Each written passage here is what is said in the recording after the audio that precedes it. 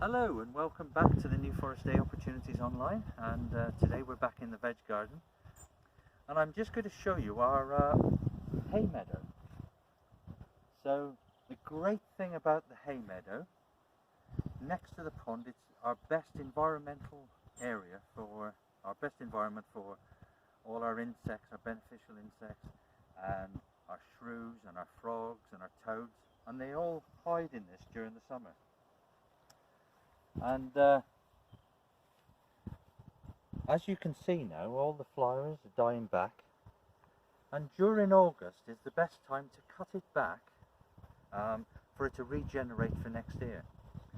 But at home you should all make space in your gardens for even if it's a small piece, even a metre square, because it'll obviously encourage all the beneficial insects and for all our small creatures like our shrews and our voles. So what we need to do is, obviously what you don't want to be doing is strimming it and stuff like that, because it'll do quite a bit of damage if you're coming across a vole's nest or something. So we here are going to use shears. So what we do, get down on our knee and we cut back as close to the ground as we can.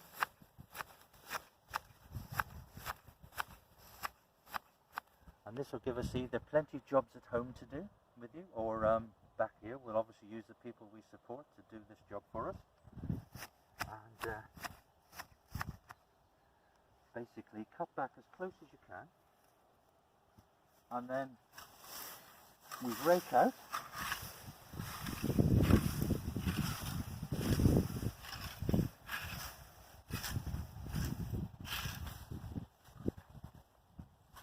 You'll have to go back in with the shears again.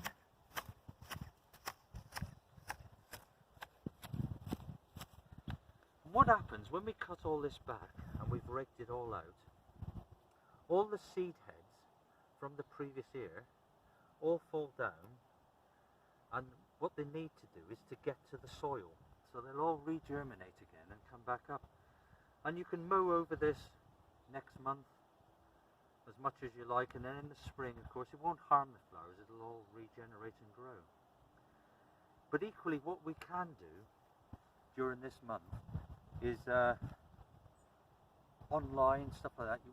One of the best seeds to do is a seed called yellow rattle, and yellow rattle will deter the grass growing but encourage and open spaces for our wildflowers, so like our knapweed and our chicory plants and some vetches, and if you haven't got that at the moment, what you probably will need to do is go on Google some specialist seeds like knapweed, wildflower seeds, and sow them in your patch of land where you're going to make your hay meadow.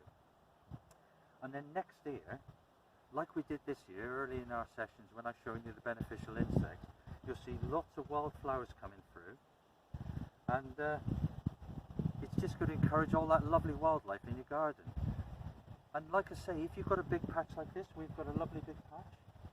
But if not, even a square metre in a tub or a planter in your garden is just going to be fantastic. So we continue with that. And then if you want to sort of have instant plants, I think it's a bit more specialist. You will have to go online and Google sort of wildflower meadow plants, and then you can buy stuff like knapweed, and yellow rattle is easy to get as a seed. You could get chicory plants, vetches, and then what you want to randomly do is just in the area that you've chosen, so we've got a massive area here, is just randomly pick up the plugs and put them in ranks. So don't plant them, just randomly plant them so that they'll all settle in, and then you'll see, as you can see here, there's lots of variety of different plants that are growing ready for next year. So what I want to do is see all your results for this following on in the year, and seeing what you're growing and what insects and mammals that you're attracting into your garden, and we'll see from there. I'd also like to say thank you very much for the photos that you've sent in. We've had some photos of potatoes that have been growing on in pots, and of tomatoes, and it's all looking very good, guys. But I continue sending them in and asking any questions, and I'll get back to you either through email or on one of our sessions. And another session that we're going to be showing this week is going to be the pressed flowers that we've prepared a few weeks ago. So Tom's going to make a lovely presentation of that, which we're all going to be looking forward to seeing. And next week I'm going to show you how we're getting on with our 5 plants again.